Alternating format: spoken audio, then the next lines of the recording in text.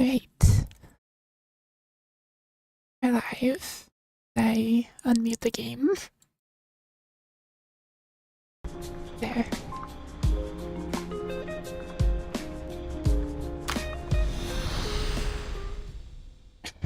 Chapter 9 time. Trailer. The trailer play first. Hear this! For us! For us! For poetry! For poetry! For us! For us! For free will! For free will! For us! For us! For literature! For literature! Our haven! Our haven! The panopticon! The panopticon! Nowhere else but here! Of this chapter. Have heard good things about it. Skill issue. Doris, that blind writer? 3 days ago, she asked me for directions to Comala prison. Prison? This is an experimental facility. Soon you'll see just what that means. Jailer, who is the ruler of this prison? According to the agreement, the Idealist and I represent the two factions of La Sociedad. In light of his possible assassination, the Congress will now be chaired by me.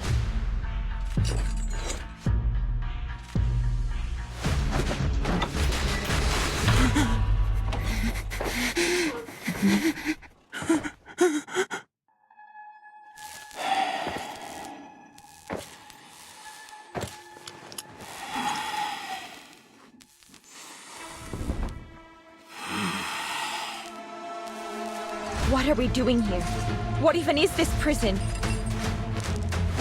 You are a prisoner of Comala, and a guest of Manus Vindictae. Fiction and reality are two parts of a whole. We're trapped in a story with a predetermined ending.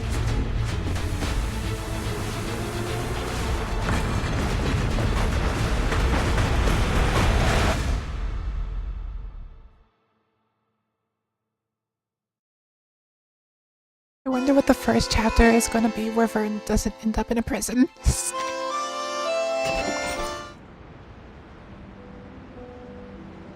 Time beginning. Prologue.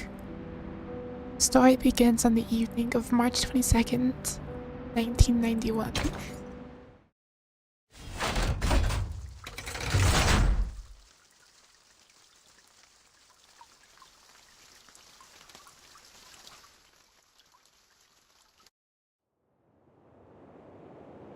So the Platonic year whirls out new, right and wrong, whirls in the old instead.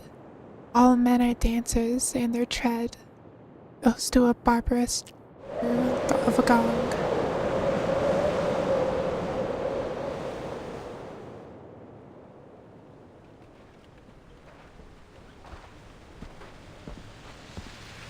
It's the final days of March, and the daylight hours in Yusha are shrinking away. Past the busy season, the city is faded and quiet. At this moment, in a cafe at the end of the world, conversation and laughter are sealed within an airtight glass dome. Hace algunos años, trabajé como guardabosques en un campamento en Cuernavaca. Allí conocí a un poeta surrealista mexicano. Estaba especialmente agradecido de que estuviera ahí. Unos animales habían entrado al campamento y les ahuyenté por él. No fue gran cosa, en realidad. Como muestra de agradecimiento, me explicó esta extraña historia, una que ocurrió en un pueblo del desierto de Sonora, llamado Amalfitano, en 1975. La gente ahí seguía una creencia muy poco ortodoxa, que giraba en torno al Dado de Babilonia. Un día, una investigadora con una maleta llegó al pueblo. Vino a estudiar sus costumbres locales, una razón nada sorprendente para que una intelectual erudita apareciera en un remoto asentamiento del desierto.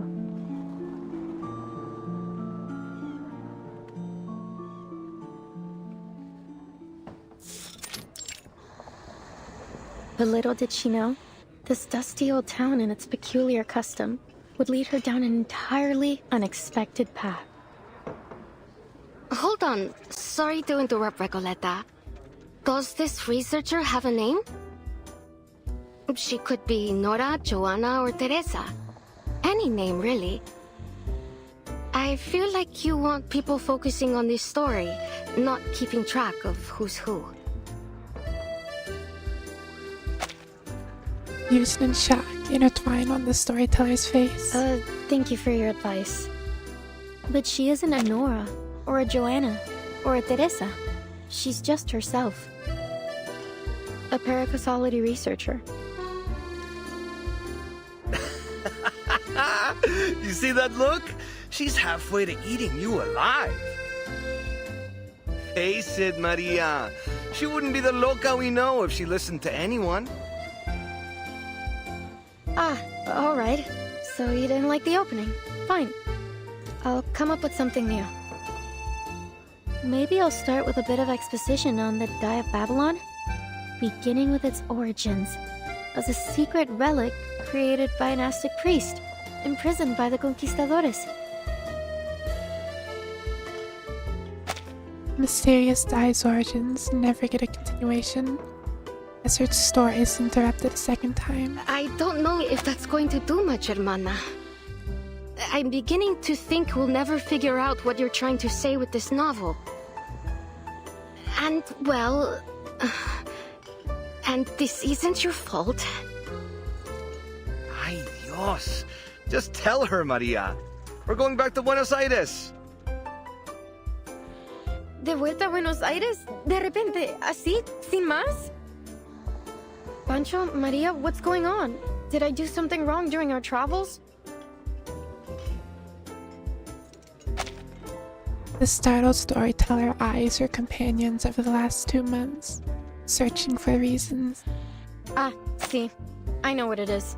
I've bored you with my constant rambling over this novel. No, Recoleta. It's got nothing to do with your novel. Don't you get it? We're flat broke. Why do you think we're stuck here scrubbing tables?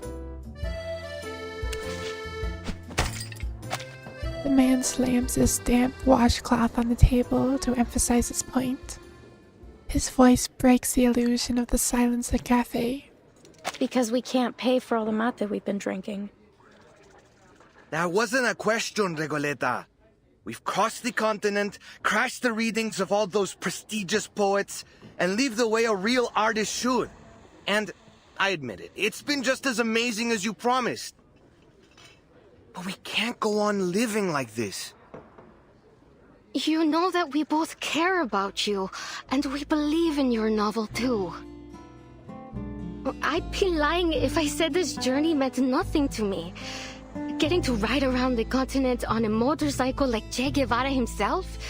I never could have imagined I'd get the chance to go on an adventure like this. We got to live the dream. A real dream. Except for those days when the motorcycle broke down. Though that was a real tribute to Che's journey too. Don't tease, Pancho. Recoleta, since you invited us to join the Visceral Realists, we've both found amazing new ways to channel our inner poetry. Even though I still don't understand what in the world you're trying to say with your novel, or for that matter, what visceral realism actually is. Maria, Pancho. You told us not to worry about the definitions, to feel and to live in our words. We did just as you said, and it felt great. But... She looks at Ayusha, feeling a chill. Snow falls from the dimming sky. The season is shifting. Soon gray and white will blanket the colorful houses of this desolate land. Ahora el frío del invierno se instala. Y lo único que parece importante es ese pequeño pueblo ficticio.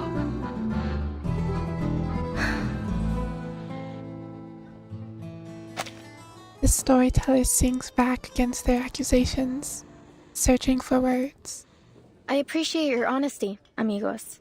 I was worried the problem was much worse than all that.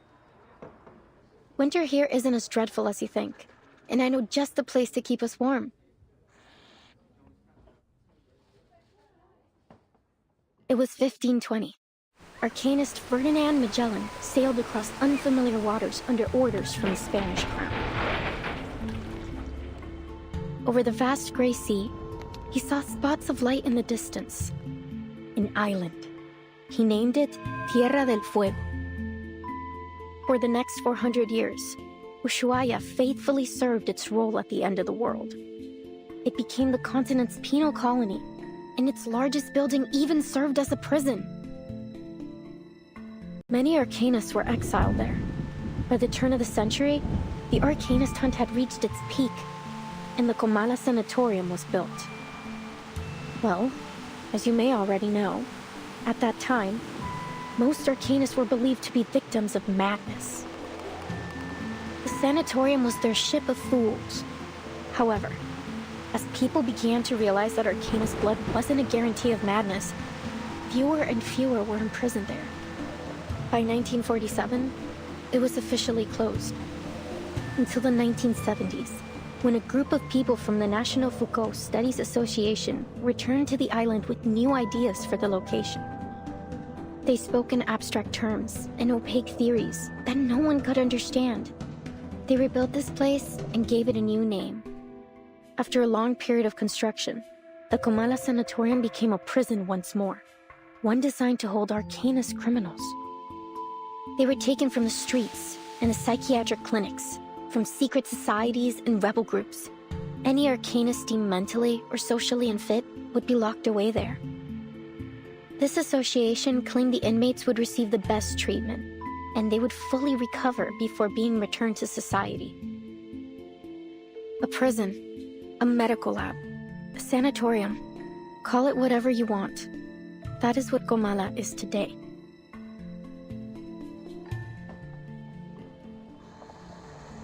And we could spend the whole winter there. It'd probably be the easiest winter we've ever had. All that it requires is a little bit of acting. It won't be hard to pass ourselves off as a bunch of unstable crackpots. A touch of madness comes parceled with the gifts of being an Arcanist. I don't think there has ever been a prison that promised mental health help that's ever actually done that. That's your brilliant idea? To get us locked up in an asylum? You understand we'd be prisoners there, don't you? It's not like we get to put our feet up and relax by a fire. Her increasingly agitated companion turns his head aside, catching the faint outline of a patrolling gun through the frosted window. You want to go to jail? Well, see that man over there? Go greet him with a punch to the jaw, then you'll be set for the whole winter. It sounds like a good idea. Recoleta, please. We're not messing with the Gendarmeria. We're going to my Aunt Julia's. She said she could take us in at her vineyard up north near the capital. Well, it's harvest season. They could use all the help they can get. We'll return to Ushuaia next year. Or when the winter has passed. It'll still be great. Recoleta's expression is as cold as the tea on the table. I hear you, amigos. But respectfully, I must turn down your offer. This has been more than just a road trip for me. I know sticking around here for the winter won't be easy. But this could be my last chance. What if things change again? I can't just wait for spring. Recoleta. What did I tell you, Maria? She never listens. Wasting your breath. Adios, Recoleta. I don't think we'll meet again. Those apologetic words freeze in his mouth. Mierda! Those gendarmes are looking straight at us! What? The cafe door swings open, A gust of cold air and dampness sweeps through the room. Recoletta's hair stands on end with a chill as she turns to face the door. Stop right there! You three match the descriptions of some intruders at the poetry meeting in Casa Pionera. Violetta plans a response, only to hear the scrambling sound of her companions bolting away out the back door. Just when I thought things couldn't get any worse.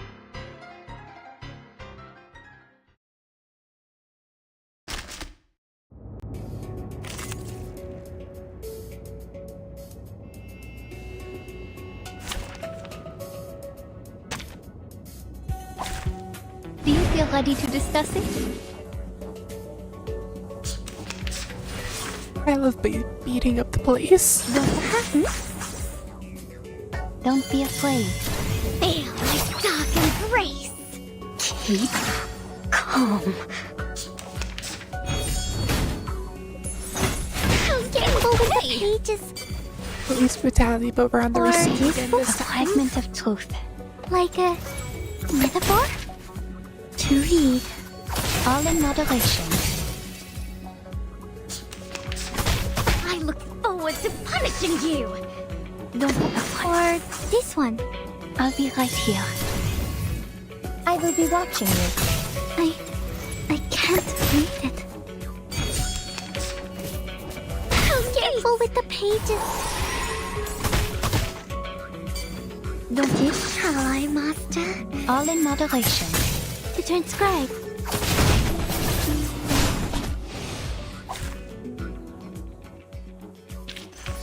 Finally, it's just you and me, Master. And I forgot that this main chapters aren't just gonna be easy. We're left behind in the cold, but the flustered young Winter still dares non-stop running until she stumbles on a path of wet and mushy snow. Oh, gracias a Dios. Creo que los perdimos. Are you alright? Ah, gracias.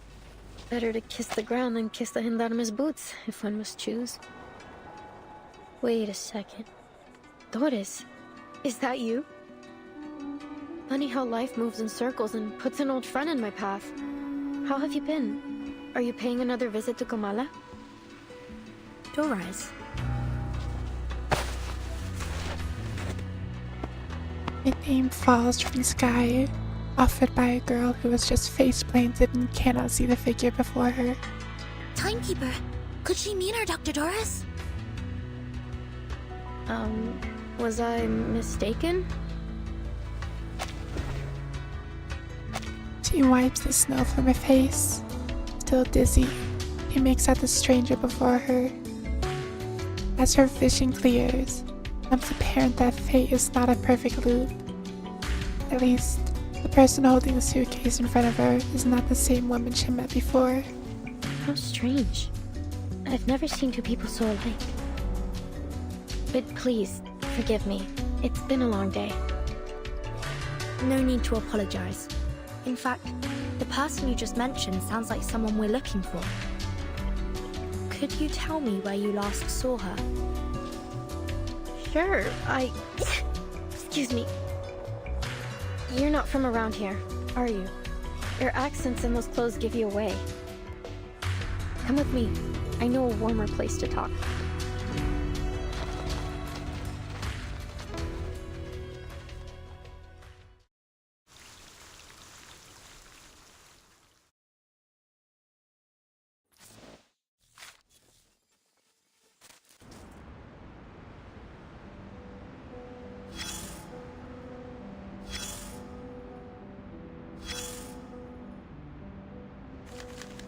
Have to go through these. The moment armies start to march, the world stands still.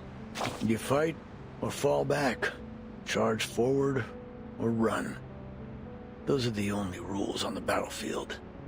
I don't see a start time on this report, nor does it state the reason for or the demands of this war. Because the war hasn't started yet. That's what you think. The scars left on the land may be the most obvious form of destruction, but the true devastation of war is one that develops gradually in the souls of people. I still don't see how this relates to what's happening now. You don't? The young riders have all been exiled, sent down a path with no signs to follow and no destination. In dark days of bloody conflict, soldiers often find comfort in scriptures and verses, or in letters from their loved ones. They hold those words close, a fragile piece of home, a brief solace from the roaring of the battlefield. But as they fall one by one, they learn the bitter truth. No destiny awaits them but death. That bitter homesickness still weighing heavy in their hearts. Can at least find some peace in their dreams. In dreams? Maybe. Walking the streets of your hometown, spending a lazy afternoon at the writing desk. Dreams can take you anywhere, but live there too long, and the lines between fiction and reality will blur, and soon you'll never wake up again. Soldiers crawl through trenches, roll in the mud, and charge to their deaths again and again, while words are forever trapped within the confines of poetry, made to live, die, and live again under the golden prophecy. Ugh, I can't stand the way poets talk.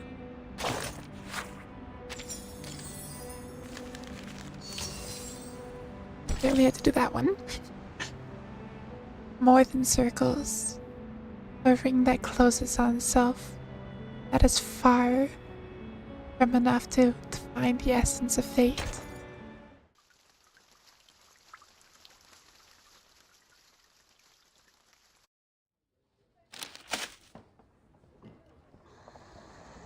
According to these news reports from Ushuaia, there was an arcane attack on the pier about a week ago.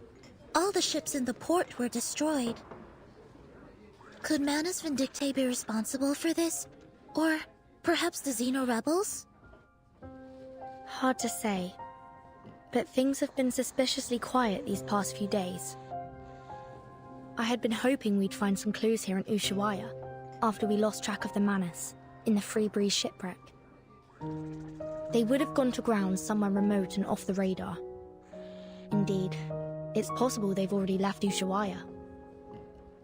For whatever reason, it seems they haven't been pushing for the storm to happen quite as eagerly as before. I have a strange feeling about it all. They're definitely up to something. For now, it seems our new friend's story lines up with the intel from Moth. It seems the Xeno rebels really did bring Dr. Dorez here. We should see if there's anything more she can tell us. Timekeeper.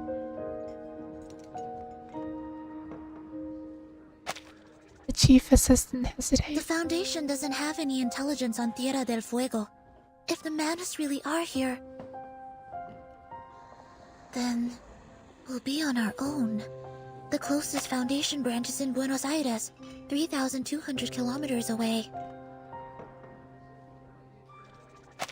She reflects without words. Reminder that the chaos caused by Igor's rebellion is still fresh. Careful and well considered as ever, Seneko. It's possible they've already infiltrated Ushuaia, just as they did in Chisos. But the Xeno rebels may still be holding Dorez. We can't just wait around. I'm afraid we'll have to take the risk. Ushuaia is not very big. If Manus Vindictae is here, we'll notice. Stay sharp. Understood, Timekeeper. I'll keep an eye out for them and for Dr. Dorez. After a chaotic hunt and escape, the cafe regains its usual peace. We're gone, and so too are Recoletta's companions. My friends. They're really gone. Adios, Recoleta. I don't think we'll meet again. So that's all I get? We could have exchanged some farewell poems, read them out loud like we used to, and shed a few bitter tears over our heartfelt goodbyes. But you know what they say. Goodbyes are only a senseless feast of unhappiness. Pardon? Oh, it's nothing. Never mind. Please, sit down. And could we get a pot of mate with mint, please? Thank you. Recoleta watches with interest as the two girls take the offered cups of tea. So you're looking for Doris? I can tell she's important to you from your look. Correct. Is there anything more you could tell us about the day you met her? Of course. It was one of those gray, overcast afternoons. I had just turned onto Calle Bolivar when I ran into this blind woman on my way to the post office. To be exact, I didn't run into her. She called to me. It felt like a sacred moment in time, like something unworldly. I just stood there, frozen, as she walked up and fixed a loose thread on my sweater. I stared at her until my fingers went numb, and the letter almost slipped out of my hand. Miss, could you tell me what's in that direction? I followed her hand as she pointed forward. Strangely, even though I could see she was blind, I had a feeling that she knew exactly where she was pointing and where she intended to go. That's the way to Comala Prison, Señora. Is that where you're headed? I could walk you there if you'd like. Thank you, miss. But I think I found my way. She held a typewriter. How ironic that God would give her, at once, both books and night. I am Recoleta. What may I call you, miss?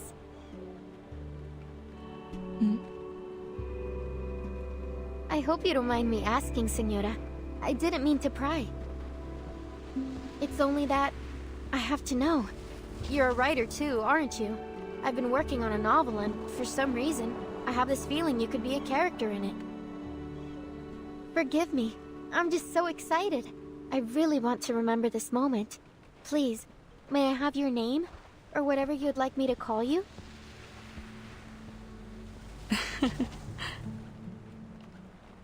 I don't think I'll ever forget her smile. It was soft, kind, almost merciful. And oddly, it felt so ancient. No offense taken, Miss Recoleta. But first, I have a question for you. What does literature mean to you? Sorry? What a question it was. I wasn't expecting anything like it. You're a writer, are you not? And one, I sense, with purpose. Tell me, where does such powerful motivation come from? Actually, well, I'm not sure, Señora. I have my pursuits and questions, but literature is neither the goal nor the answer to them. Literature is, well, it's just literature. I suppose if I had to define it, I'd say it's a tool. A kindling for fire, or a lens to see through. A means to explore and raise questions from different angles and express our perspectives. And what an interesting perspective you've expressed. I see. But how does literature make you feel? As though I'm a kid looking through a kaleidoscope for the first time. Well, maybe that's not the best way to put it. Perhaps something a little more subtle. Just when I was looking for the right word, she turned away with a little wave, heading toward the prison, her feet crunching over the fine snow. So she must have gone to the prison. When did all of this happen? About 3 days ago. I remember the sun came out for a while that day, and the streets were glistening with melting snow. You've heard of Comala Prison, haven't you? word by word, the question turns from an implication into a declaration.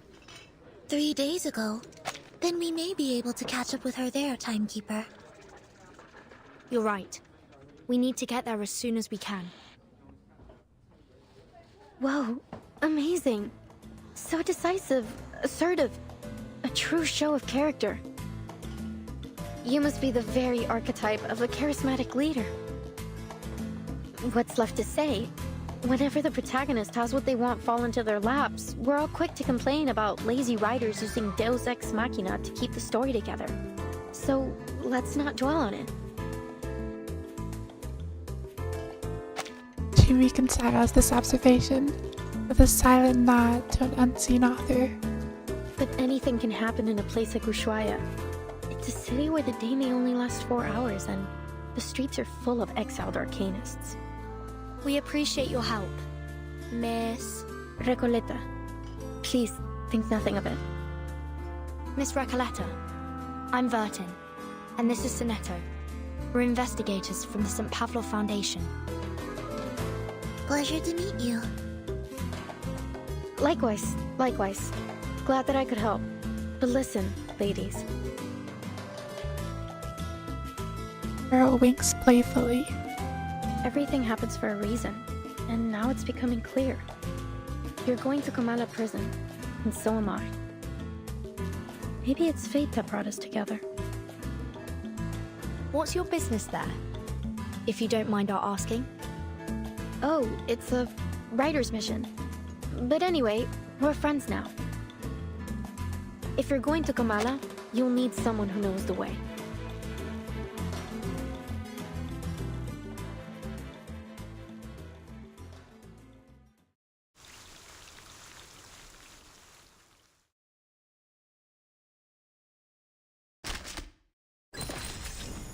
And go in prison again. But this time, it's voluntary. The place that time forgot. Excellent. Everything is going according to plan. Fate will not reveal its hand. At least for now.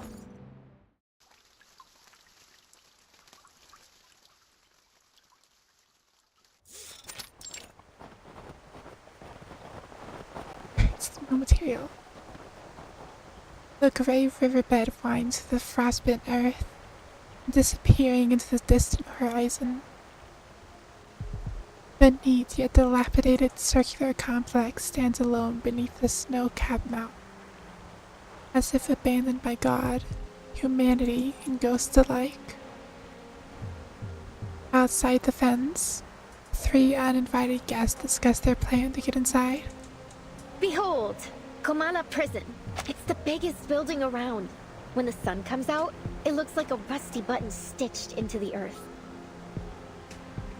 Everyone tries not to pay attention to it, but it's undoubtedly one of the most important places in town. This way. Careful. We're heading uphill. Oops! The young rider begins to slip again. She is prevented only by Sonetta's quick reflexes. Thanks. So, my new friends, you're from that St. Palominos?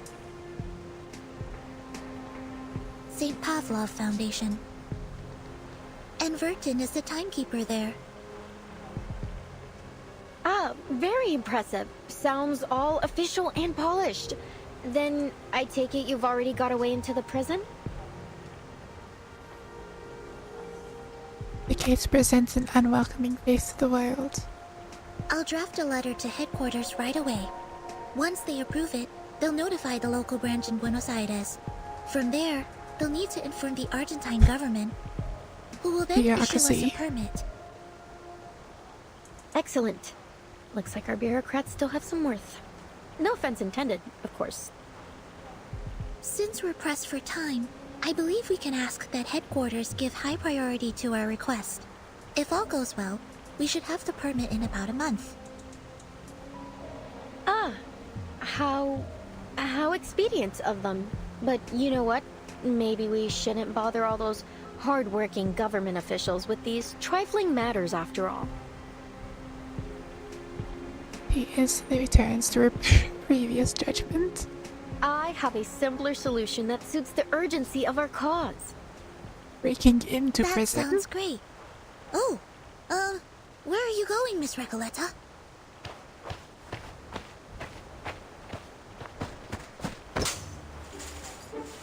Before anyone can stop her, the young girl hurls herself up the wall, scaling the side with a sort of skill that immediately suggests she's done this before. To the other side of the wall, of course. From Guadalajara to Ushuaia. There has yet to be a wall that could stop me. Come on, ladies of the Foundation. Soneto, take my hand.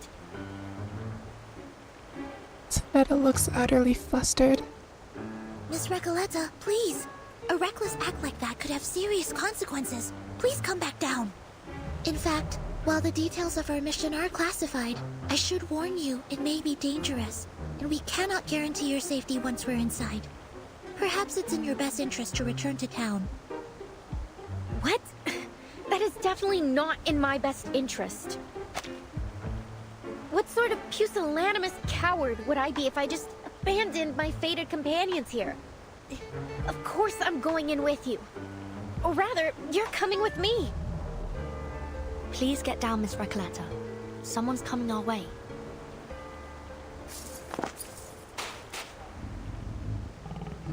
From the other side of the prison fence, a predator's gaze locks on the figure perched on the wall. Right there. What do you think you're doing? Caramba, it's her again. The jailer of Comala. Did she say jailer or jaguar?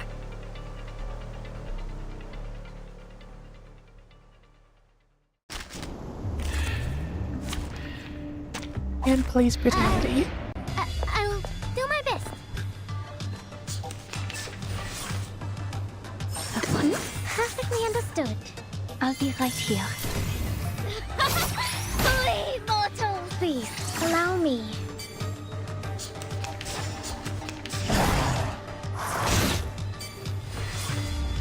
Or useful? Don't worry. It's been proven safe. Time to turn the page. To read. I will be watching you. Reason, please. Was I helpful? Thank. Easy video game. Miss Recoleta, haven't I made myself clear? I don't want to see you here again. But it's just a full-on cat. Jailer, we meet again. What a delightful encounter on such a... A sudden gust of cold wind interrupts her. lovely day. Would you please just leave this place alone? I'll never understand why a promising young woman like you keeps snooping around a prison. I can't make this any clearer. Trying to break into Comala will do nothing to get you inside, but it will get you into a world of trouble with the Gendarmeria. So, will you stop these senseless breaking attempts? Comala prison is only accessible to academic researchers and journalists, and even they must have official credentials in order to enter. Isn't there any other way to pay a visit? I truly do need to get in there. He racks her brain for a plausible excuse. Sorry to interrupt, but did you just say official credentials? Yes, you heard me right. And you are? I'm the timekeeper of the St. Pavlov Foundation. My assistant and I are here to visit Kamala Prison on official orders from the Foundation. Here, this is my ID.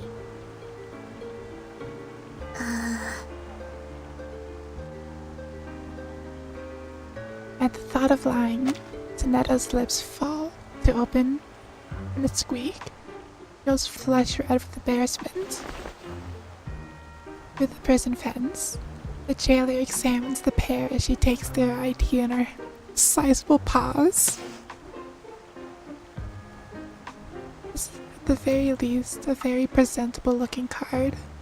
Boldly stamped with the seal of the St. Pavlov Foundation. This is indeed legitimate. she murmurs. Welcome to Kamala Prison. Apologies for my earlier behavior. It's been a while since we've had any official visitors.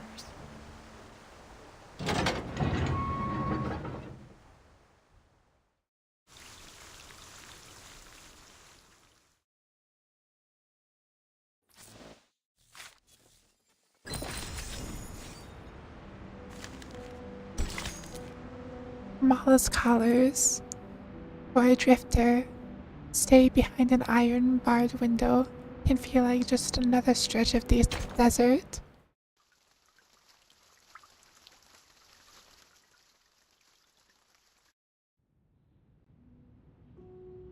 Día tras día, la investigadora de paracausalidad se escondía en la naturaleza fuera del pueblo de Amalfitano, estudiando los datos que había recolectado.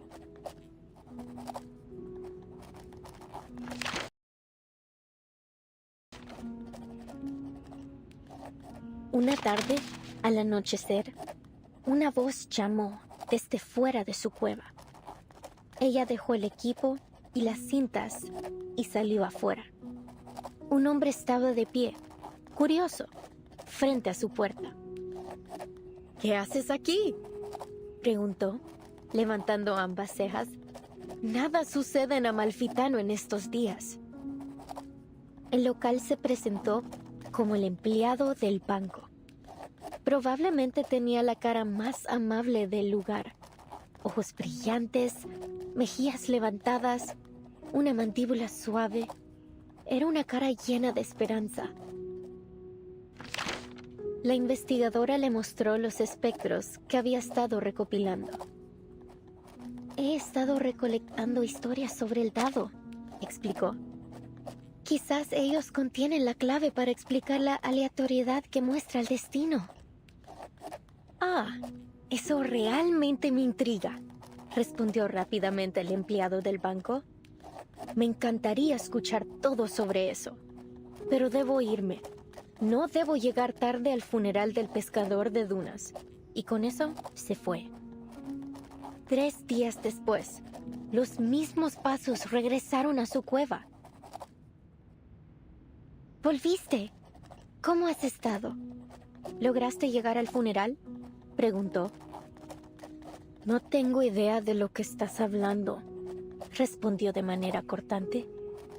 No soy el hombre que crees que soy. Su rostro estaba agotado y demacrado, sus ojos hundidos profundamente en huecos vacíos. Era como si toda chispa de vida le hubiera sido arrancada, dejándolo solo con una cáscara vacía. La investigadora insistió que no se había equivocado. Conozco a las personas por su naturaleza más profunda, hasta la sincronización de sus espectros. Nunca me he equivocado antes. Lo que tú digas, el hombre murmuró de manera áspera. No entiendo nada de tus ideas tan elevadas. Solo déjame ir. Ha sido un largo día de pesca y lo único que quiero ahora es desplomarme en mi cama tambaleante. Se alejó con pasos que sonaban exactamente como los del empleado del banco.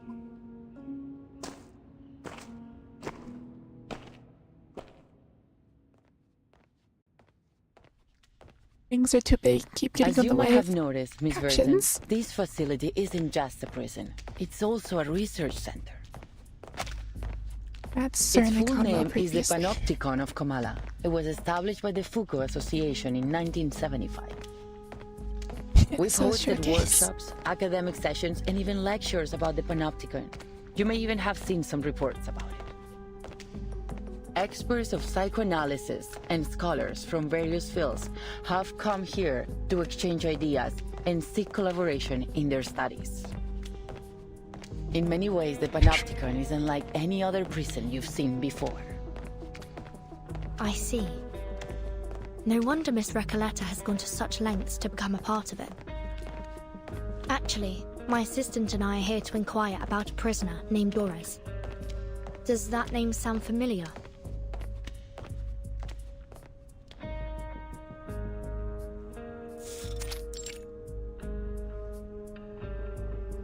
Not that I recall. Could she have used a different name? What does she look like? She'd have arrived here about 3 days ago. It's also possible that she came as a visitor, not a prisoner. She's a blind woman who always carries an old typewriter.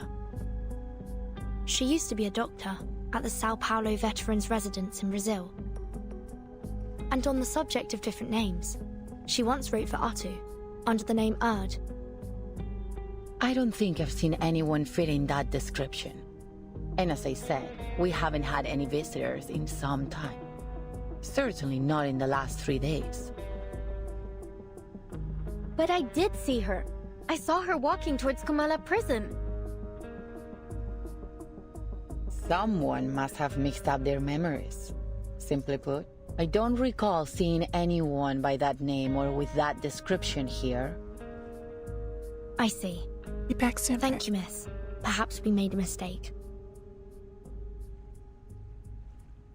Sensing that her current line of questioning is going nowhere, she shifts towards a different topic.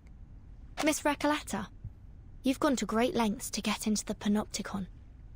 Would you mind telling us why? Finally! I've been waiting for you to ask. I'm here to find my pen pal in Comala. You have a pen pal? In here? Yes. 6 months ago, I went to a book exhibition in Guadalajara and came across the contact details of a few writers. I sent them my novel and asked for feedback. Looking back, it was a bit forward, but nothing unheard of between writers. A lot of friendships start through letters, you see. And Aleph wrote back.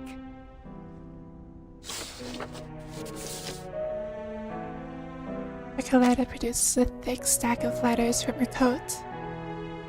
The recipient's address changes with each letter, reflecting the turbulent lifestyle of the wandering writer. It is said, sender's address is eternally constant. Comala. And how much do you know about this pen pal of yours? Oh, well, he calls himself Aleph, which is a grammatically masculine word, so... So you assume Aleph is a man? A reasonable suspicion. In her experience, never certainty. Yes, he's probably a poet, a writer, perhaps even an alchemist. He's one of the brightest people I know. There's never been a question that he couldn't answer. I've asked him about religion, politics, history, potions, even critters in length and breadth. Can you imagine someone who knows all those things and so extensively too? And he helped me with my novel. He always seems to know the best ways to bring my characters to life. Honestly, he's so insightful. I've begun wondering if he's omniscient. With his help, my story grew richer and fuller, like a well-tended plant. Strangely, can't seem to take it any further now. It's as if the roots have been sapped of their strength. I couldn't understand why, so I resolved that I would see him in person to find out. Again with this story about your uncanny pen pal, I've already told you a dozen times. It's all very moving, but it still doesn't justify your actions. Writers experience mental blocks all the time, yet you don't see them trying to break into a prison over it. She does have a point. Please, Burden, jailer, have a little mercy, will you? Hold on. I've been meaning to ask. Why are you only calling her jailer? Don't you know her name? Or do you just prefer addressing people by their occupation? Oh, about that. Unexpectedly, it is Jaguar herself that speaks up. It's okay, Miss Burton. I don't mind being called by my job title. I take pride in what I do. I'm perfectly fine with just being the jailer. Exactly. A researcher is a researcher, and a jailer is a jailer. Titles and code names often tell us more about people than their ordinary given names, don't you think? Take Soneto, for example. Your name comes from sonnets, doesn't it? That great poetic form from Italy. Some people mistakenly think Shakespeare invented it. Some say it was Petrarca, though no one really knows when the first sonnet was written. Sorry, I'm straying from my point. You're Italian, aren't you, Soneto? Is that your real name, or just a code name? Were your parents poets? As much as I'd like to be able to answer your question, I never knew my parents. My earliest memories were of the School of Primary Defense of Mankind. I've lived there since I was a small child. My apologies. That was thoughtless of me. It's fine. You meant no ill intent, I'm sure. Timekeeper, if Miss Recoleta was right about Dr. Doris's whereabouts, perhaps the jailer is keeping things from us. Or perhaps Dr. Doris visited the Panopticon without her knowledge. Either way, we need to do some digging here. I agree. Let's see if we can talk to some of the inmates and find out what they know. As they chat, the corridors, till now endless, Ladies, we're about to enter the main hall of the Panopticon. reaches a terminal point with voices echoing ahead. This is one of the places where the inmates spend their recreation time. At this hour, they are supposed to be in their cells. But what's all that noise? The jailer seems to be tense. The apparent unusual amount of noise. Miss Burton, could you keep an eye on Recoleta if anything happens? Recoleta tries her best to avoid the hard stare of the feline jailer by blending into the Foundation team. Certainly. What do you take me for? I'm not going to run away. That'd be a pretty cheesy way to start a story. Please, just stay close to me.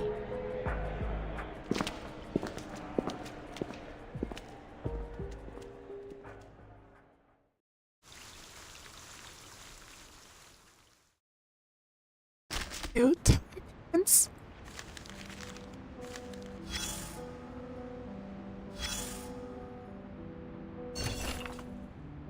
Darkness has no form. The ever-shifting gaze seeps into every crevice.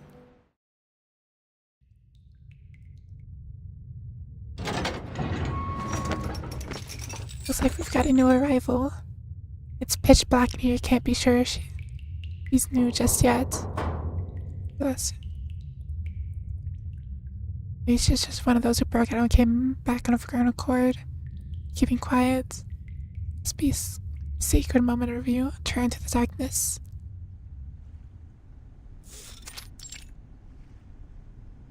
La Sociedad de Poetas de las Americas?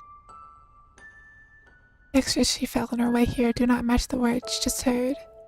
Guided by her keen hearing, she pauses mid-step what seems to be in reasonably open space. The room falls into silence, like the longest minute in human history. Are you still there? A faint cough, a heave of a sigh in the darkness. Pardon me, but have we met before? My first time in this prison, as far as I can recall. It's a lot of reading. I am discovering that. This is why I don't really stream the anecdotes. What a strange thing to say, prison. When was the last time we heard someone say that? When the narrator was published. When you some ancient ghost in your pursuit of realism, are you? Theatrical flair in her voice. Investigates pitch black cells. Bars for exchanging letters, a peaceful and secluded place. No, we don't know you. Three of them are spaced just far enough to barely make out each other's faces in the dark. What a wonderful example. It depends on how you choose to see the world. Forced to read. We don't have much time. This might be the most important gathering of the month, maybe even of the year. You're right, Garcia. At this moment, nothing is more important than the saloon the idealist has so carefully prepared. We should focus on sorting out those manuscripts first. Pardon the interruption, but might I ask? Assume it's simply due to geography. Don't worry, Serena, make a point to introduce our Sociad to every new friend, but now isn't quite the time. After the loan ends, we'll ask the jailer about your accommodations. Your eyes are well dressed as the dark. Use them. It's neither newcomer nor attorney. It's a blind woman. Please forgive Garcia's rudeness. That's right, limitation can sometimes bring sharper intuition. That colorful world of the mind I'm sure you can see is more beautiful than reality. But if you aren't burdened by the physician, then why are you here? She tries to construct a fiction in her mind, but something that could justify the surreal nature of her arrival.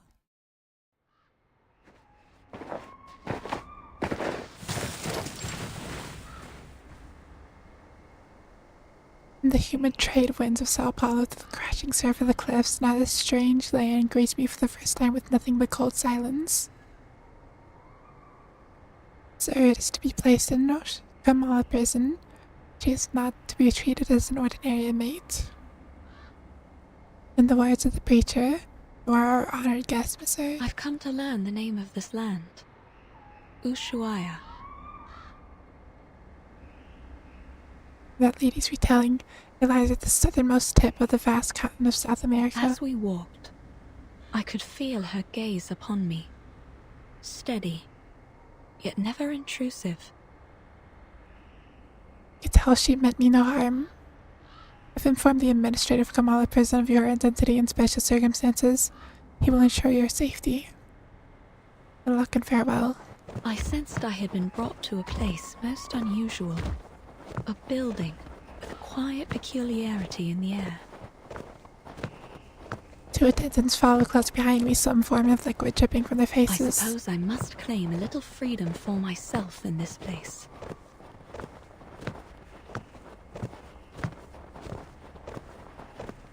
I thought the darkness was a blessing. It wasn't too difficult to shake them off. I'm sorry for your undue trouble, my diligent friends.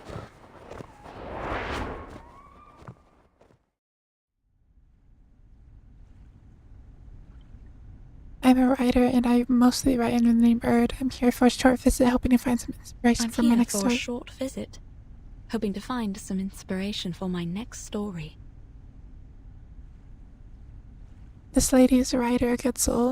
You almost made us miss out on meeting a kindred spirit. I'm sure you'll fall in love with our salon.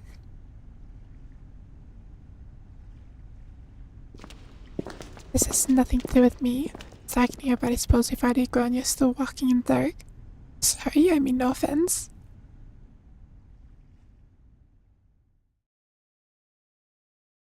No more reading.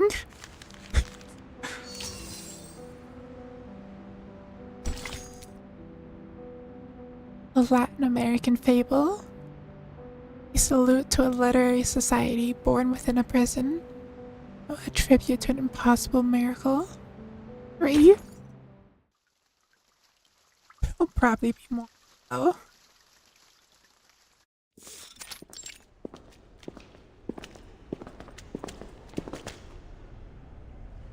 I didn't expect any of this from what we saw outside.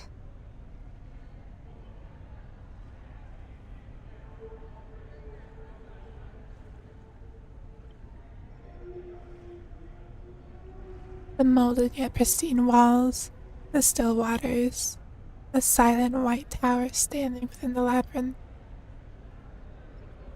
Nearby, several prisoners form a circle, some standing, some sitting, engaged in conversation.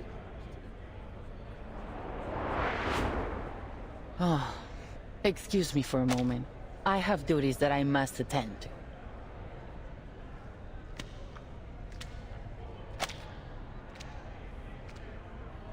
With a sigh, the jailer steps into the gathering, causing a strangely subdued reaction from the prisoners.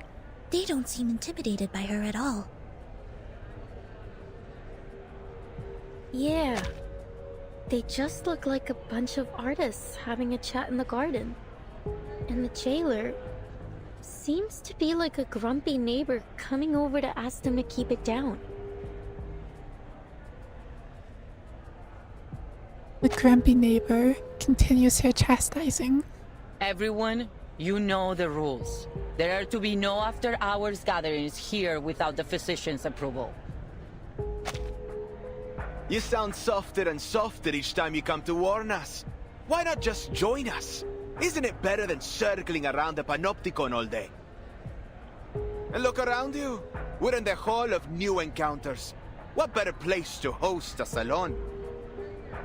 You're missing out in Comala if you don't even get a taste of our literature. Exactly. Even those oil-dripping musicians drop by from time to time.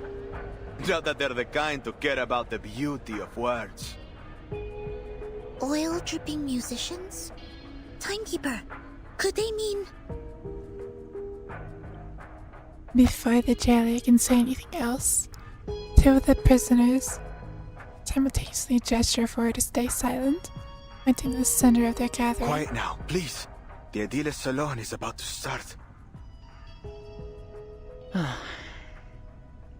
These people seem friendly enough. Why don't we see what this is about?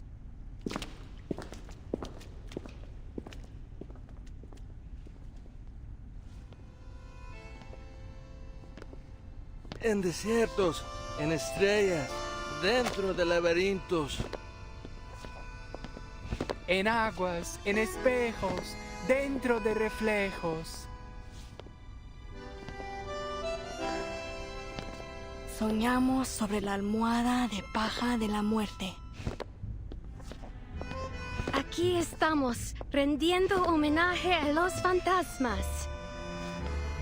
Para rendirlo todo otra vez. Para rendirlo todo otra vez.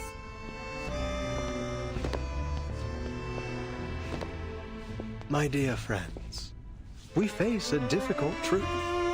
The movement of visceral realism still stumbles in the dark. Our poems, our language, our minds are tangled by a stifling vine. A mundane, stale vision shared among all bourgeoisie. We follow this vision blindly, clinging to the comfort brought by logic and conventional wisdom, and by it, we nip every branch of new art in the bud. Poems are perhaps too fragile an outgrowth to develop one's life upon, but here we may light them like candles at our funerals. Let poetry become the bridge between us and the world.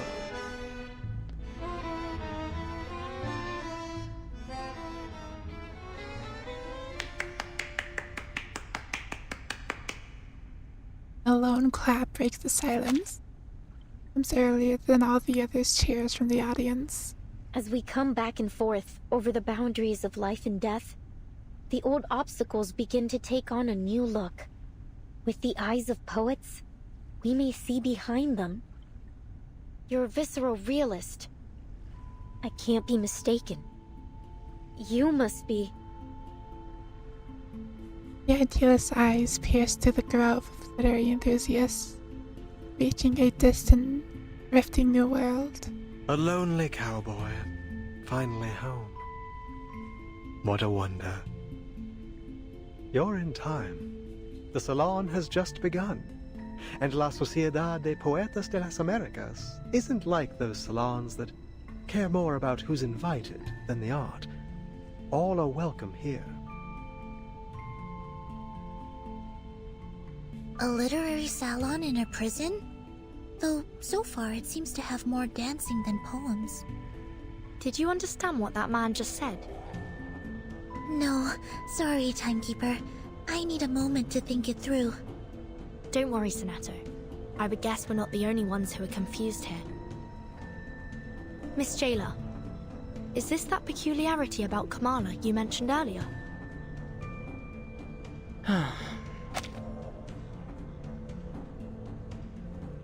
Enough, idealist.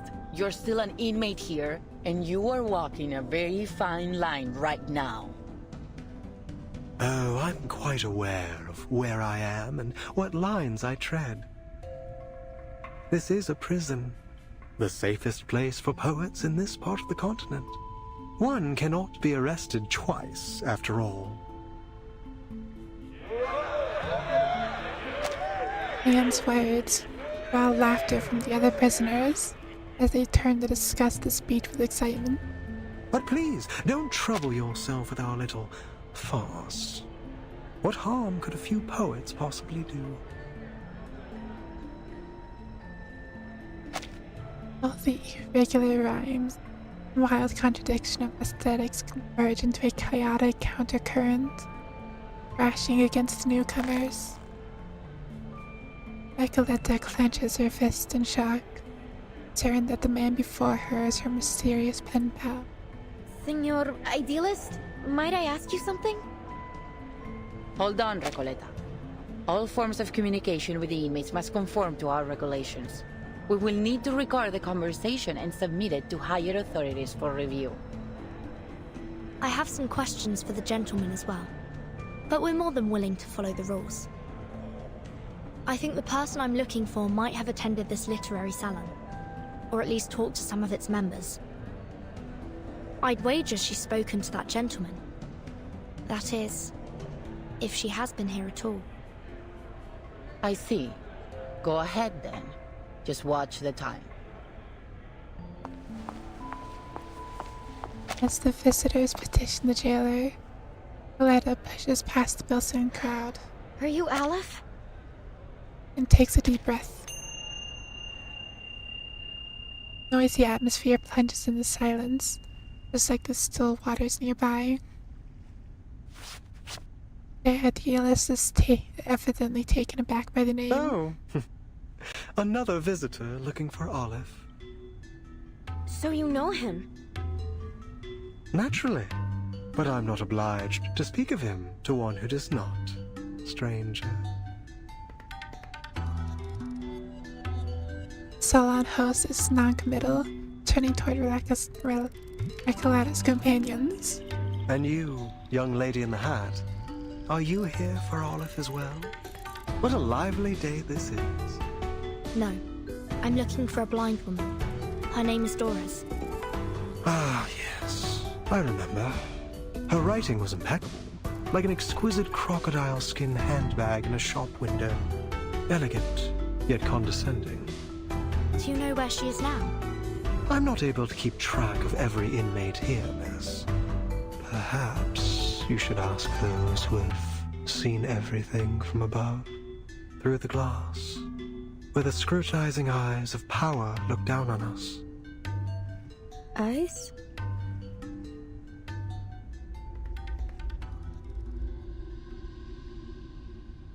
He scans the prison hall. The walls, the great tower, and the pool remain unchanged. Nothing appears amiss. The prisoners present nod in agreement. A wary sigh from the jailer. Have you taken your medicine today, idealist? I'm feeling marvelous. Today I require no help from them. I've warned you. It's unwise to act against the physician's orders. Act against him? No one may act against him here. The physician must have misunderstood us. I suspect he doesn't understand half of what we say. I'd like to know how he got his medical degree. Not by cracking open skulls, I should hope. The prisoners exchanged knowing smiles. What a pity, jailer. You know, I've always believed you had the soul of a poet, just like us. We've already spoken enough rebellious thoughts outside of Komala.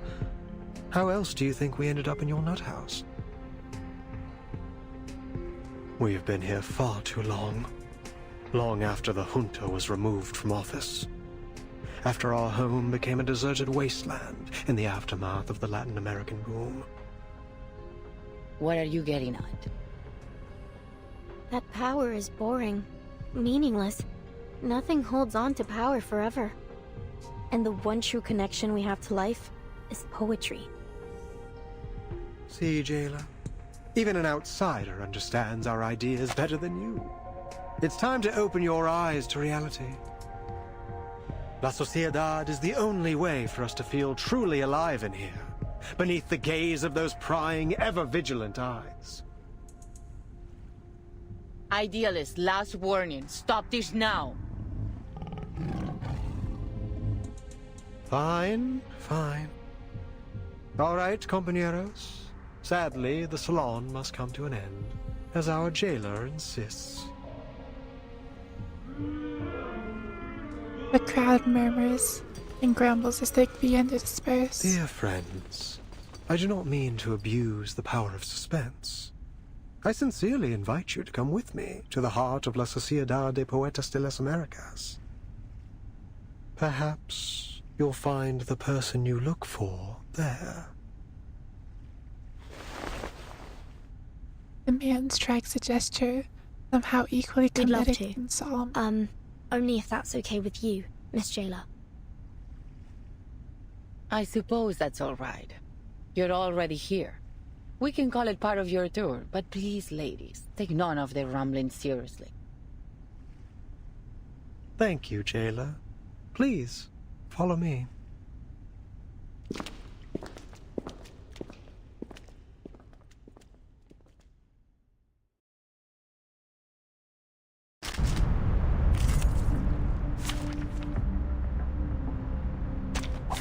Which of these darlings shall we attend to first? What is... Choose the right action. Back. Welcome back. Wait, this isn't the way to the gallery. It isn't the usual way. It's a shortcut. Sorry. We are the in reptilian prison. complex and primal hunger route. Much faster than the limbic system and postmodern anxiety route, let me tell you. But This this time we're passageway in has prison long been abandoned, voluntarily. and entry is prohibited. It's extremely dangerous too. Relax, jailer. No one, not even you, knows this prison better than I. But, Timekeeper, I think we've just gone in a circle. We have voluntarily gone into the prison because we're looking for someone who at one point was in the prison.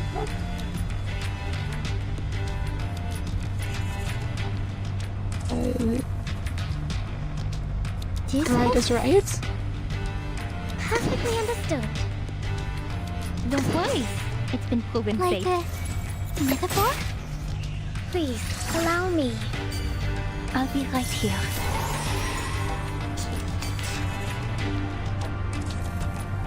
You know what? I do not feel like figuring this out. So. Would you care to lie down? There, dark and great. Great. No mistakes. Is perfectly understood. Don't worry. It's been proven safe. Time to turn the page. Take that, I say. I will let Otto decide my fate.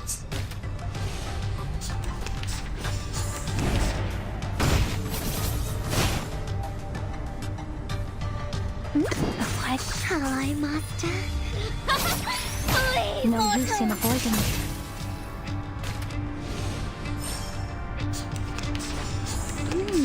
Just to play the Now game. it's easier to understand.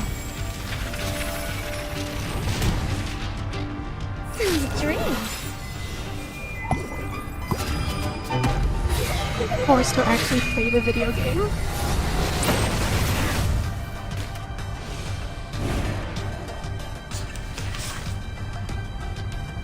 Those are fragments of truth.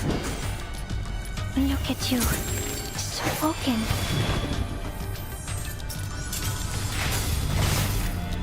Don't be afraid.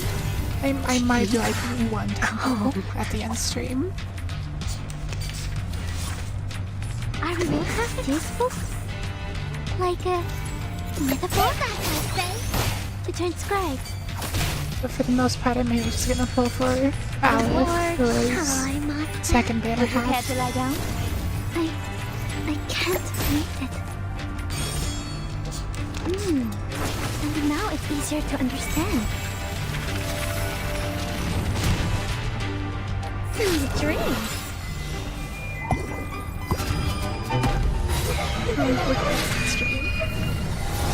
But I do not have the money for that.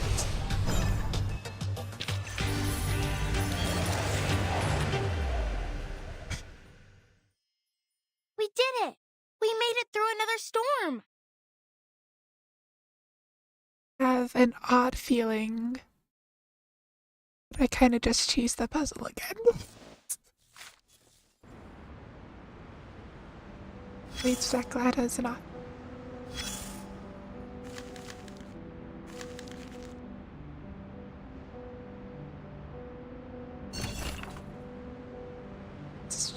More reading.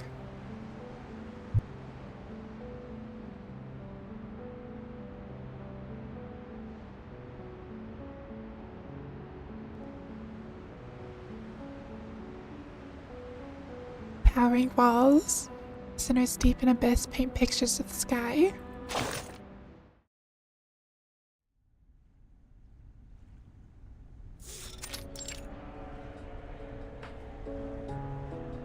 I read an article once that you Chileans don't like barbecue. Not sure about it being too noisy. Is that so? And you Argentinians just love it, right? If you go hear any metric to go by, I'd say you're all loud and obnoxious. Just because the idea is new doesn't mean you can turn the salon into a debate hall. You started it. Stop squabbling and post your works so we can read it. Yes, me is simply more interested in rhythm than form. Spanish is a rich language. One that is inherently expressive and changing and artistic.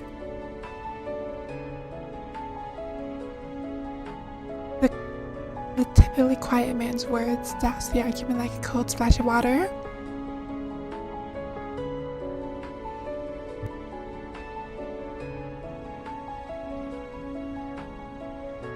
Looks aside, I do miss them. Ever since those mad members left, last year said, when fewer breakthroughs in stream of consciousness writing. No one would gladly discuss the aesthetics value of stream consciousness. As this new topic surfaces, the inmates' voices begin to rise once again. Most unusual literary salon, but emotionally charged statement biased opinions. I didn't mind, in fact my feeling was quite the opposite. Inmates give incredible feeling.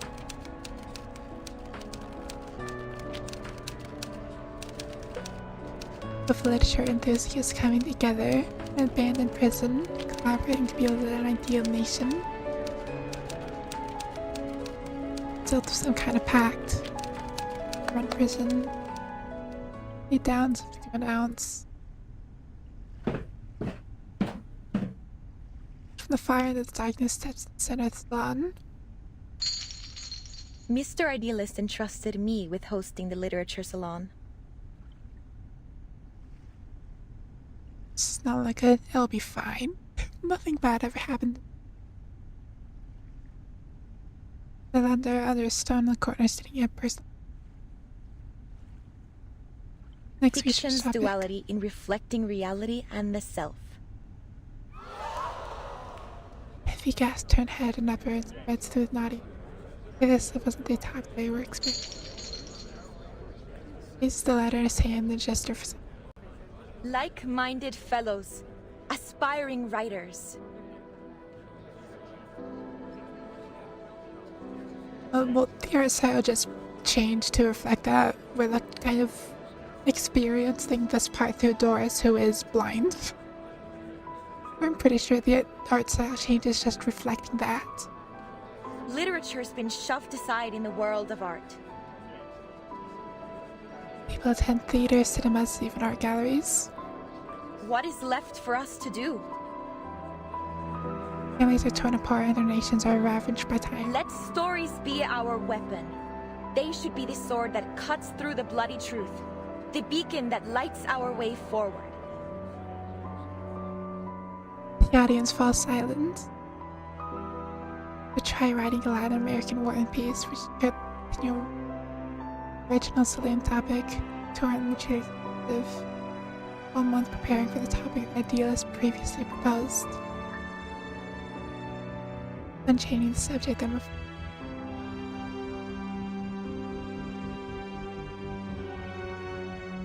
you forgive me for interrupting, but this isn't the topic we agreed on. Understood that we haven't figured out just yet. Interesting topic it is, but as we can talk about it another time. Besides, don't forget the reason you're in the first place. Does he blur your double vision? I mean, Doris quite literally has like a bandana across your eyes. You cannot see at all. And just having a blank screen wouldn't be very interesting. And for your rich daddy to be on gallows, not standing here preaching to us. If it was fully accurate, it would look like that. Just not exactly the most appealing thing to look at.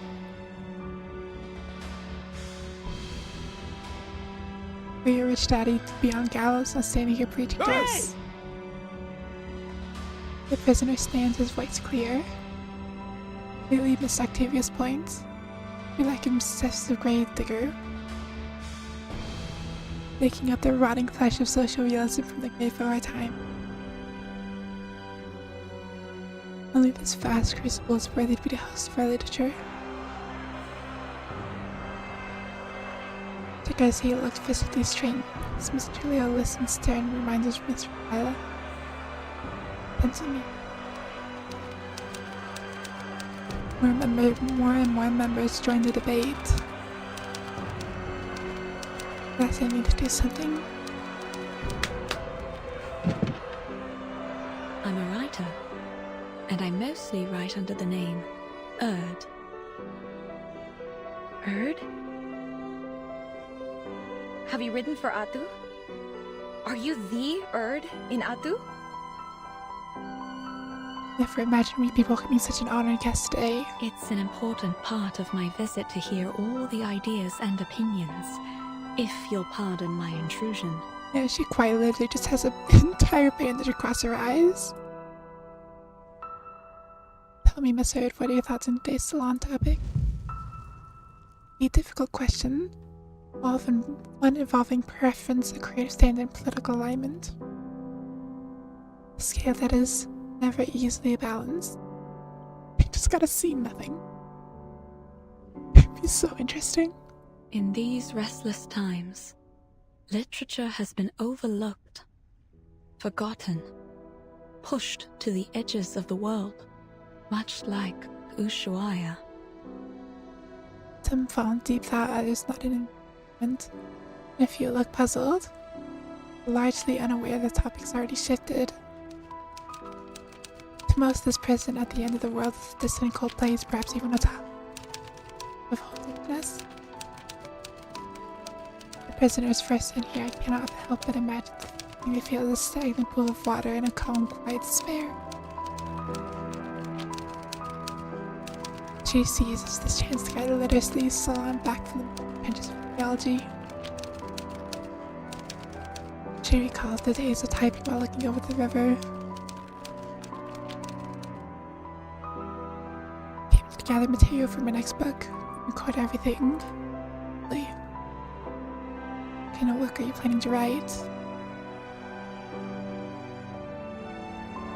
Theme is fate.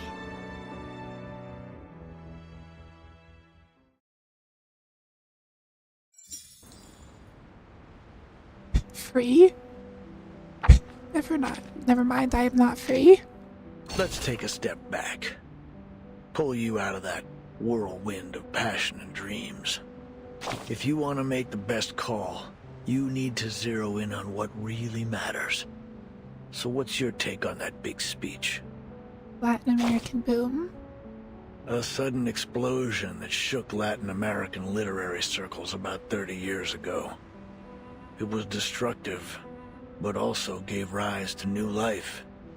Lucky for us, we don't have to worry about shell shock in the literary world. You don't strike me as someone who knows about literature. It's not about knowing literature. Any soldier with little experience can deliver a status report. All right, eyes on the map. As we speak, ships are lined up on the Spanish coast. But this time, they're poised to make a new kind of discovery. If you can call it that. And here are our new Columbuses, heading to the docks to embark on their journey. Who are these new Columbuses? Carmen and Carlos, the driving force behind this literary feast between Spain and Latin America. Carmen, with an eye for opportunity and a mind for business, sought out the continent's literary gems and secured generous publishing deals for them. Carlos, with his deep understanding of market dynamics, brought these works to the eyes of the European public. What happened then? Then, a golden era began. It all kicked off with a scandal at a military academy. And soon, the entire world was captivated by the story of a baby with a pig's tail from a faraway land. But we mustn't forget the writers themselves.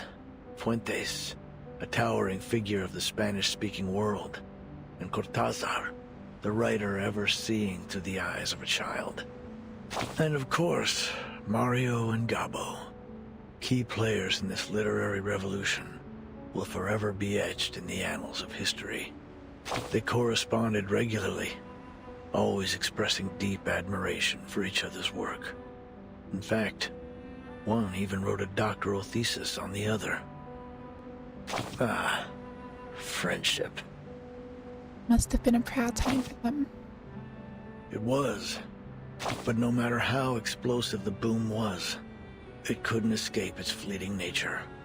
With the second imprisonment and self-criticism of a Cuban poet, in came an inexplicable right hook, and bang, silence. The military junta had gripped the poets' throats. The verse of the pioneers was cut off, their voices no longer heard. The bond between two generations was broken, and for the younger of the two, the silence was intolerable.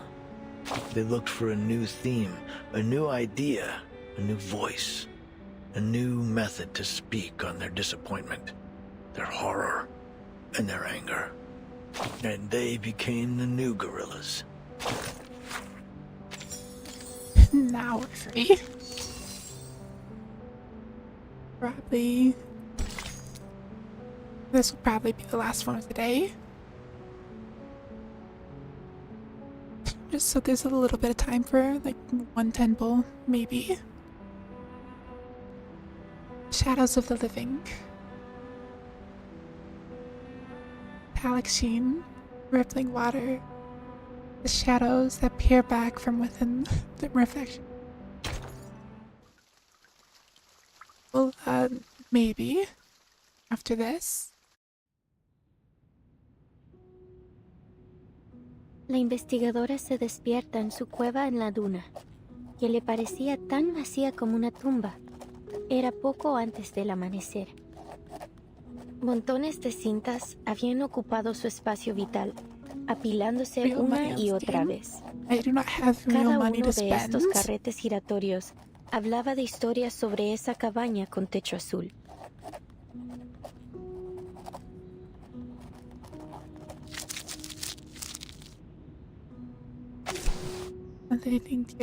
Oyó la voz del asesinado conductor de burros detrás de ella. Oigo a todos ellos, las risas y las voces de generaciones pasadas, como hojas secas, atrapadas en las grietas de viejas paredes, rugiendo solo cuando el viento sopla otra vez. No pondría un pie en esa casa si fuera tú. El mendigo al lado de la puerta también habló. Duermo en el porche cada noche. Cada mañana una luz tenue brilla a través de la ventana.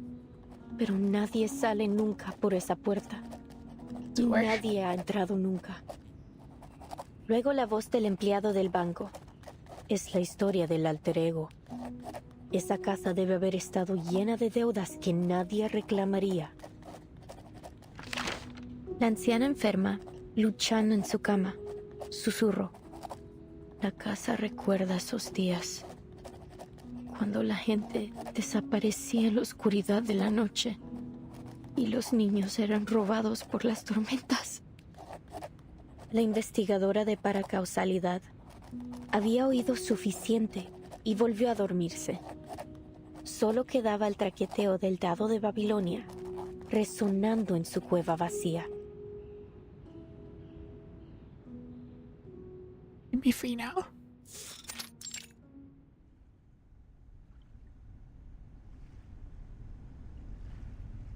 In a deteriorating activity hallway, floating thousands of floating slips of paper from a blurred colossal face. But to imagine how prisoners may transform this face into what it is now. I've always wanted to use the element of fantasy to better establish our theme. And I was right. Now the stage is captivating, the timing is perfect, and the audience is ideally placed. Only one imperfect element remains in the scene. The creator, who hasn't stepped away from his creation. No. There's another thing. Tia, the curator of the exhibition, stands beneath his work, deep in thought, recognizing over every minute. Philippos whispered to one another. Can you even tell any difference between today's setup and yesterday's? Seriously, Roberta? That's a rude question.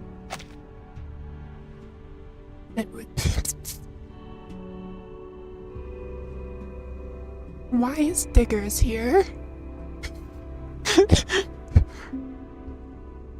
Hippie jump scare? What's the difference then? Well, I can't see one either, but you should never judge art by how much it changes in a day. It's a creative process.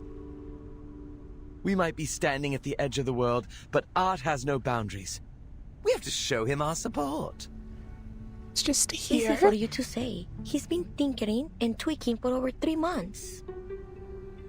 Even if the idealist himself entrusted him with this exhibition, he can still be wrong sometimes. This gallery is turning into a dump. This is the second time that Diggers has just shown up in a main story. Estoy viendo fantasmas, todos con las mismas caras, García. Demasiados. Es fácil perderse en ellos.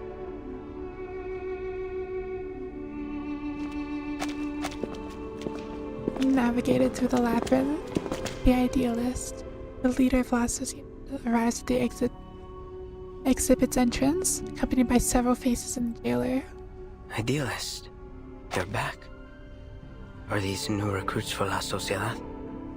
You must have had a very successful day. Prison being hippie. It is good to see you, Garcia. How has your vision progressed today? First a salon, and now an art gallery. Is this really a prison? Her shock is evident on her face, but her words are ignored as Garcia begins to vent his frustration. As you can see, I've strived to push the element of fantasy in my work so that it might reach perfection. But why doesn't it look like what I imagine? It's like I'm trying to work on a shadow. Some shapeless thing that morphs and shifts by the hour. Idealist, am I losing it again? I took my medicine as instructed. It was never the pills that blinded you, my dear Garcia. You mustn't let tedious routine stifle what's truly alive. Remember, like those old poems, Your exhibition must have a timeless rhythm that's never lost to the changing of minds. Garcia holds out his hand, as if grasping something, bleeding but fails to hold on to it. Sorry, maybe I'm just not getting it. Look, there's your answer. Though the sun rises the same way every day, the multitudes of shadows it casts are ever-changing. Isn't that the only constant in life? Change. We foolishly pursue stability and constancy, but our very world denies it. Take a step back. Take several, and see the truth for yourself, lest you too become lost among the shifting shadows. I get it now. It's the changing light that makes the exhibit seem different from what I expected. I shouldn't waste my time on freezing things in one perfect moment. Instead, I need to embrace change as it comes. I don't know how to thank you. I won't let you down. I must complete this exhibition. Complete my alter ego. The choice of word widens the writer's eyes. Did you say alter ego? And he called you Garcia. Is that your name? Garcia, where did you learn about this alter ego? Do you happen to write under the name... But the curator has already turned to his work, uninterested or oblivious to his visitors. Please, Recoleta, give our artist some space. Can't you see? He's already returned to his own time and space. He can't hear a thing you say. Happening, I'm so lost. Yeah. He's right. Garcia is deep in his own head now. He won't hear a thing until he's done with whatever he has to do. Even if the floor were to collapse out under us, I think he will be left standing in the air without even noticing. Pardon me then. Takes a step back out of respect. All right, my dear guests. Please forgive my late introduction. Welcome to the Gallery of Bewilderment. Thank you for inviting me here, Mr. Idealist. The Foundation's investigators have been carefully observing each prisoner's movements since the day they arrived. But unfortunately, there's no sign of Doris. I imagine you're curious about what we do here, in the heart of La Sociedad de Poetas de las Americas. We're putting together a magazine, a collection of poems from Kamala, our very own Casa de las Americas. ¿Casa de las Américas? Idealist nods with a smile. Exactly. Named after its great predecessor. You're a fine mind indeed. At this very moment, all our compañeros are working on it. Garcia's exhibition, Alter Ego, is centered around the birth of this magazine. And here, you can see the signatures from all the poets involved, along with a few words they've written for it. Reading it is like looking into the soul of our society. All these signatures.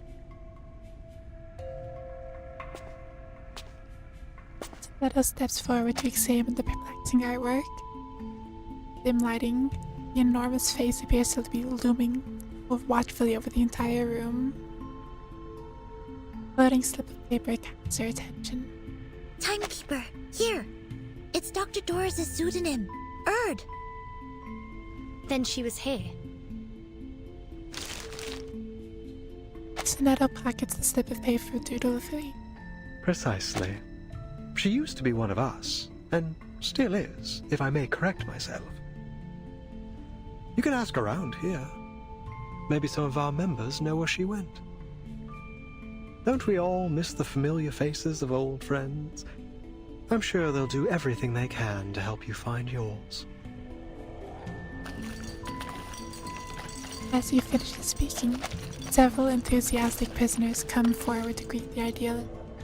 Mr. Idealist, I finished my short story. It's called Weightlessness. It drifts around the subject like a sheep floating in space. The readers can start anywhere in the story, or read it in any order they like.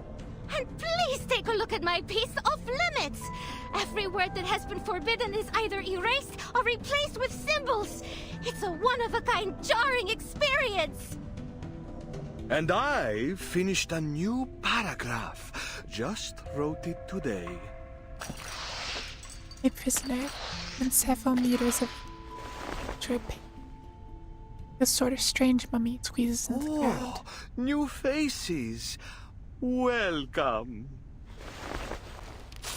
Without any warning, he calmly tears the manuscript to shreds. The fluttering fragments fall like trailing sparks from a fireworks show. The abrupt welcome ceremony leaves the newcomer stunned, while the natives share knowing smiles. Idealist, did he just... This is the writer for the prologue of our magazine. The leader of Lasso's, either misunderstanding or evading question, responds with enthusiasm. The prologue consists of a 2,000-line poem and an introduction that is written in 86 languages to avoid misinterpretation. It represents every second we spend here. Naturally, the arrival of new members disrupts its structure, and so we must begin again from scratch. So he just tore it all up like that because he thought we were joining? With all due respect, isn't this a little excessive? Heaven knows I'm not one to judge. I've torn up plenty of writing for my novel. Please, pay it no mind. It may not be an easy task, but he's doing his part. Destruction is hard, but more necessary than you think. Without it, we'd all be stuck in a still and stagnant pond, with all the smells that entail. This all sounds very complicated. When will your magazine be finished then?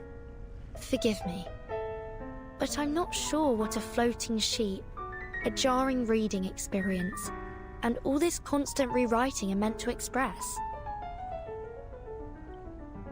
Jailer, having remained silent, takes a deep breath and interrupts. As I've said, Kamala is unlike any other prison. Miss Jailer, do you mean... This place also serves as a research center. And the prisoners here, for all they claim, are not just poets. They are arcanist criminals, and each one of them has been diagnosed as mentally ill.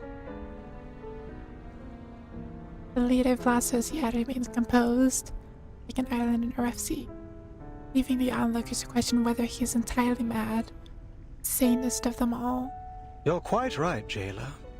But let's not forget that mental illness is merely a deviation from the norm. And who decides the norm? You, the physician, or the ones outside these walls? We've been exiled here by the standards of our time, deprived of our roles in the outside world. So please, as we agreed before, I ask you not to interfere with the affairs of La Sociedad. These people are visitors, not your new recruits. But should we not hear their thoughts first? Ulysses turns toward the visitors with an urgent plea. My friends, no one escapes the eye of power. We must resist. Stand with us. Pick up your pen and take poetry as your shield before it is too late. Idealist, I admire your fight, but I came here with a different goal. The leader of La Sociedad, caught in his fever, ignores her words and carries on. We're the last true owners of an old legend, words now only remembered as myth. We must stay on the path of literature until I find that transcendental solution. To invent an idiom that is generic, all-encompassing, yet precise. My poem will be written in this language, leaving no room for doubt or misinterpretation. How blessed is a man with infallible memory. He holds the finer details of each object within him, more vivid than anyone else. In the end, he'll have all the answers, if time allows him. The dreamlike expression crosses his face.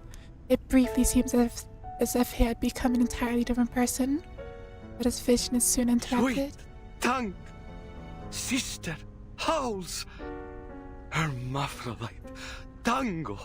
They put the whole city in the nut house. Timekeeper, look over there. Isn't that the prologue writer? There's something off about him. Please, Timekeeper, stay away from him. What's happening? Idealist, Pablo's having another episode. Multiples of us. You make reality sick. Flash of arcane energy flares up. Jailer steps into the crowd retractably. I could use your help, ladies.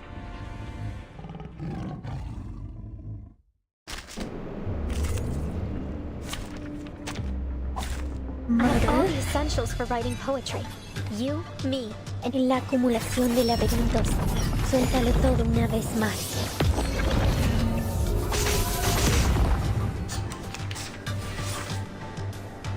Don't in todo. Don't be afraid. I can't. Do I have to do this? Please, allow me.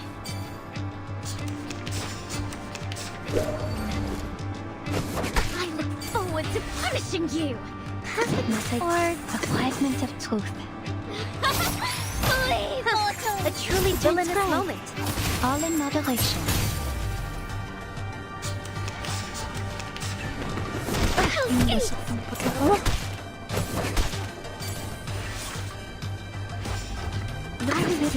Shall I, Master?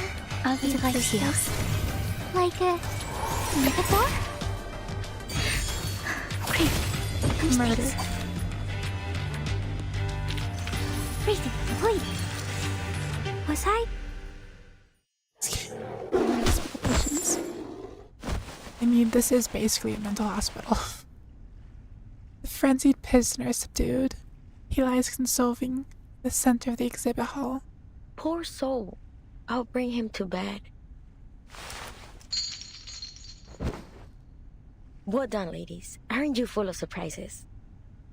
What was all that? It seems he had a mental breakdown and lost control of his arcane skill. It appears that every line he recited carried unbridled power. Usually, only specific lines can channel arcane energy. You can't just force the power into words or craft a poem to serve your purpose. Pablo must have a rare gift for identifying empowered lines. When he recited them all aloud, they overwhelmed him. That's right. He's a genius who writes the tides of emotion, just like Arthur Rimbaud. We always keep a close eye on him to make sure he doesn't recite anything while reading or writing. Roberta trades glances between the Prince Jailer and her visitors. But sometimes things slip through. You must understand how difficult it is for a poet to never taste the words on his own lips. So then, this isn't the first time, and you're all fully aware of it. Do I understand you right? Did you just admit that you've been hiding an inmate with a dangerous condition from us? According to the safety regulations for the Panopticon of Kamala, he must be sent to the physician for immediate treatment. Jailer's command causes a dramatic shift in the room. No, wait. We can explain. He's doing fine. We know how to help him. This was just an accident. We got distracted by the new members. We won't be handing him over to the physician. No true writer would allow their mind, the most sacred palace of their thoughts, to be opened up to that cold-hearted, ignorant butcher. Even one who believes their inspiration flows from a source beyond the mere substance of a brain would refuse it. The jailer furrows her brow and pulls her weapon. The air tightens into an invisible thread.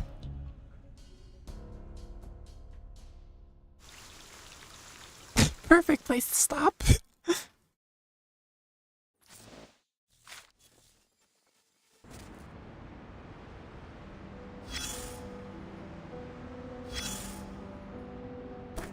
perfect place to stop. Cliffhanger. My best guess is that the physician is gonna be Aleph. No more reading today. Freedom.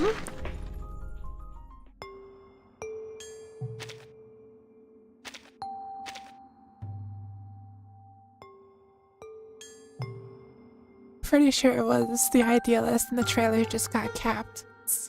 So there's still that to look forward to. Well, not look forward to, but yeah. I'll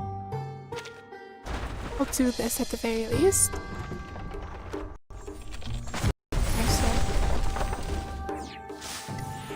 No Voyager. We'll continue to not have Voyager. I 11. I'll do one here as well. Because why not? And it's just right.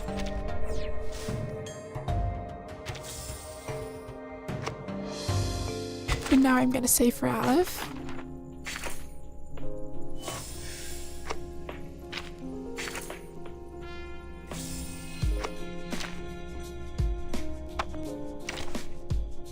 I did.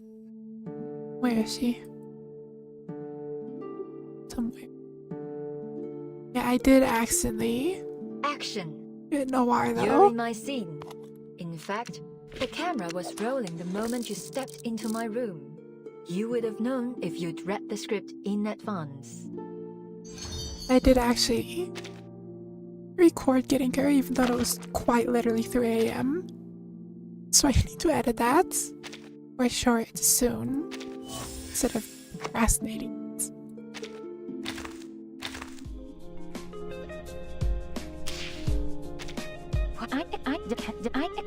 I believe most of the world's secrets are hidden within our heads.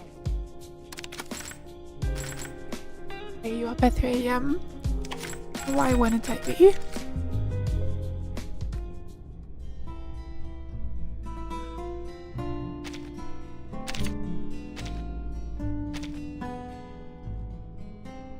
This will be continued tomorrow. Zycon.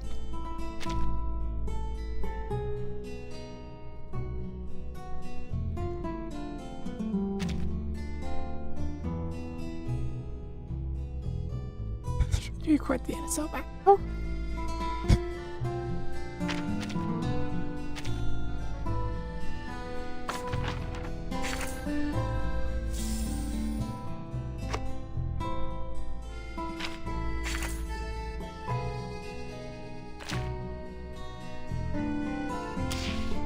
Pretty sure half this is just Minecraft quotes.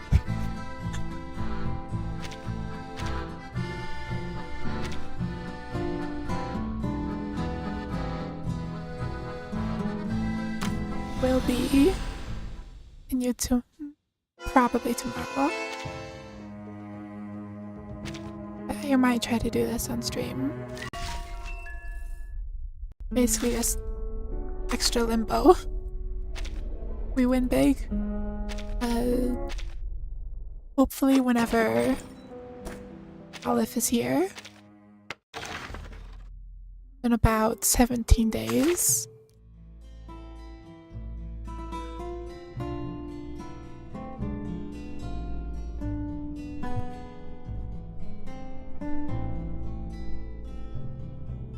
Actually, like nothing comes up. This will be continued tomorrow. Prepare. Hopefully, have more than like 6 bowls on me too.